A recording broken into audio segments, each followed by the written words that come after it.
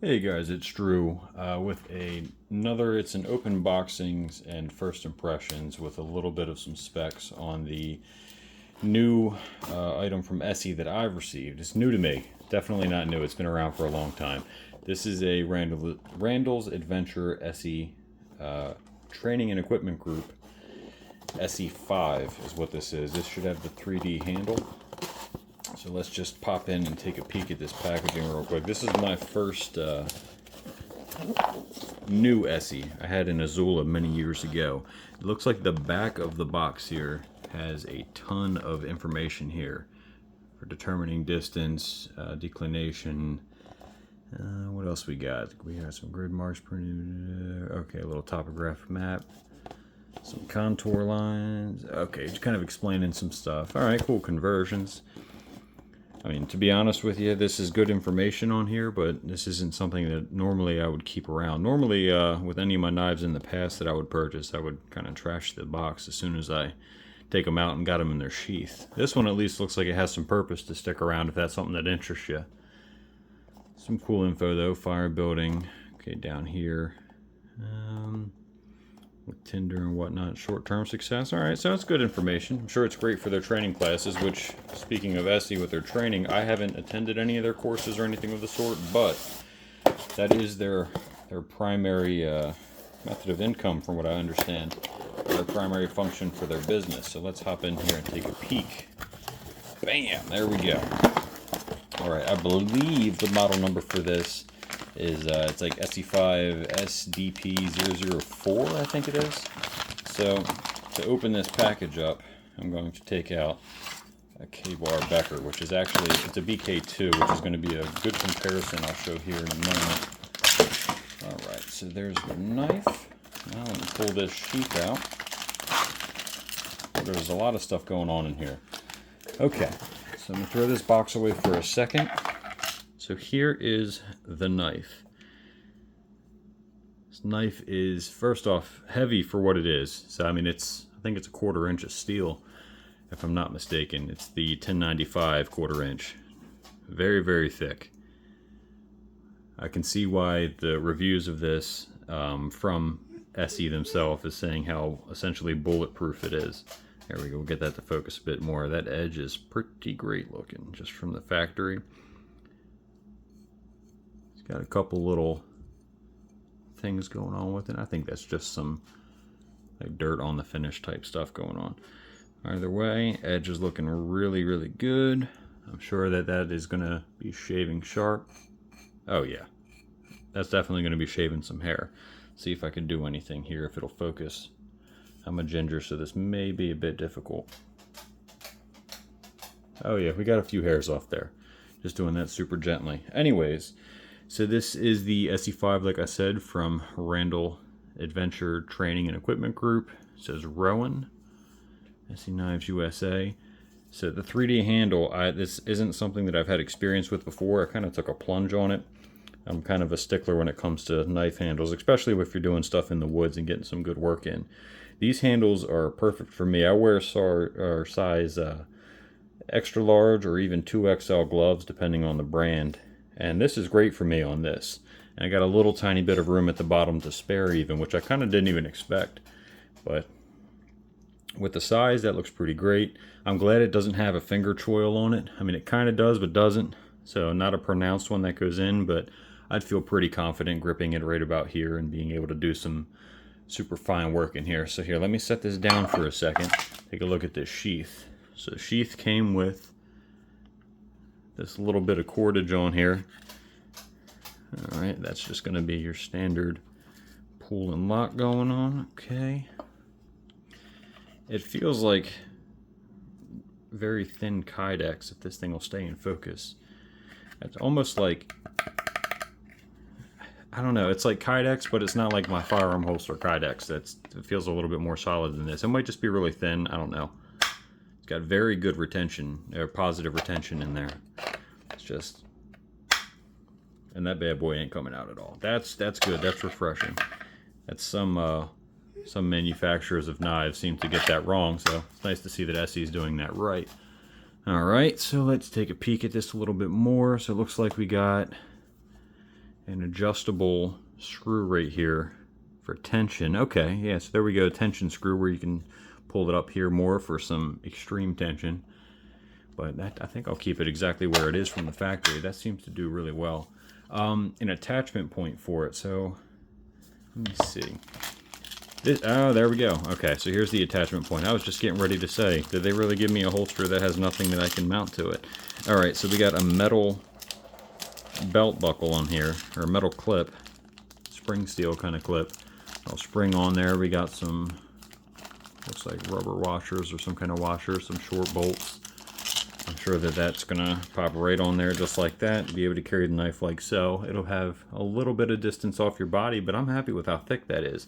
Now the reason I got the Ka-Bar BK2 out is for this comparison right here, that this is essentially, and I'm gonna get some flack, I'm not gonna say the same knife, but incredibly similar. Let me just put these more into focus here. So this BK2 that I've had for, shoot, probably 7-8 years, something like that. It's been a long time. It's been, you know, close to a decade, and these are aftermarket micarta handles I just got off of Amazon. I think they were like 30 bucks back then or something. But it's seen some use, and even with the use, I mean, other than whatever that mysterious bluish green stuff is on there, it's pretty much looks essentially close to brand new on it. And it's also got a very thick grip. It's a 1/4 inch of steel. I think this is Crovan, the finish and all that. And versus this, which has a little bit more of a color tune to it. But I really like the red and black on this handle. And even though this isn't like a satin stainless kind of looking blade or anything of the sort, I think the color of it goes really well with the black and red handle scales. So, okay, comparing the two here. So, the BK2 on the right and the ESEE5 on the left. BK2 is slightly thicker at the top. These are, again, with aftermarket handle scales. The middle on it is close, but it still looks like it's going to be the BK2, is slightly thicker in the center. The bottom, again, BK2. So larger hands, BK2 is probably going to be your go. But just with the length of the grip, and this being a little bit, you know, it just feels nicer. Like the micarta on this, I mean, again, I've had it for years, so it's pretty worn. It feels rather smooth overall. Versus this, which is some, I believe, some G10 scales on it, so it's a lot more tactile, I guess. Not rough. Rough isn't the word for it, but it's grippy. You know, as a grip should be, it is quite grippy. There's jimping on the back of the ESEE5 where there's not on the BK2. Putting the handle scales to handle scales, when you get it right up there, they are, I mean, essentially the very exact same length. There's not a whole lot of difference going on here. In terms of heft, let's see, let's get the pommels into frame here. The ESEE one has, it's not to a point, but you can kind of see there where they've grinded it down, or at least sanded it to some extent, to where on the sides it's more shaved to where there's nothing except wear marks on the BK2, which I'm assuming that may help with maybe glass breaking or some kind of task where you'd actually have to do a little bit of banging on that. Becker doesn't have that. I don't really think it's super necessary. It's nice that it's a feature, but it is what it is. In terms of overall feel, I have a lot of experience with this BK2, and for the price, when I got this years ago, you couldn't beat it. But this ESEE kind of feels to me just like more, like the fit and finish and the quality of it in general just feels overall better. And of course, when you buy a BK2, if you're debating between these two knives, it comes with some significantly thinner, well, not significantly thinner so much, it's more slippery, like black plastic kind of handle scales on it. Doesn't quite feel as solid, feels kind of slippery. That's one of the reasons why I immediately dropped 30, 40 bucks, whatever it was, to get these micarta ones, to where the ESEE automatically comes with this G10 handle scale. So it's a significant improvement, kind of like a buy once, cry once, and I think it looks way better, in my opinion. So let me know what you think in the comments. I'm curious. Do you like the color scheme that I picked here between the red and black G10 handle scales and the blade choice, or the color of the blade, versus the Becker, or are you a standard black 1095 gang, which again, these are the same steel, just different coatings on it and different handle scales. But otherwise, in terms of everything else, it's essentially the same knife. ESEE as a company, one of the reasons that I'm leaning towards them over Ka-Bar is, well, one, the prices that I'm finding these ESEE knives, some of them are a little crazy. You know, when you start getting $200+ into knives, in my opinion, on, you know, places like Knife Works, Knife Center, Amazon, Blade HQ, things like that. Like, if I'm paying that much money for it, I want some crazy features and the like. The ESEE definitely has them, and it has a great, I don't want to say crazy features on them, but it has the track record to prove it. The owners and the manufacturer and all that of ESEE, they're just the short conversations that I've seen. I've listened to some podcasts from them. I've followed them on, you know, like random social media, and their classes, just from the information on there, they're super knowledgeable people. They definitely, like I said earlier, they do the training as a primary thing for them. The knives are just a bonus because they, you know, use them in the field on the regular. And so, I mean, they know what they're talking about. So these are some great knives from what I can feel. Let me see if I got an old map right here. Just do a little paper test on it. There's not quite a choil, but if I'm going to just, oh yeah, that's like butter. I'm just barely doing anything. Okay, where the Becker is much older, and I haven't sharpened it in a long time. Well, okay, very good knives. There's no issue with either of those knives for me. They're definitely going to be one of those ones that you're going to carry down and give to your kids. So let's see a couple of the other things that are in the packaging. They give you a little sticker for their survival school that is in there. Survival school. Oh, and you can see on my pointer finger right there. Apparently I gave myself a little nick without realizing it, but they're so sharp you didn't even feel it. All right, so we got that. We got a nice little card here for Randall's Adventure and Training.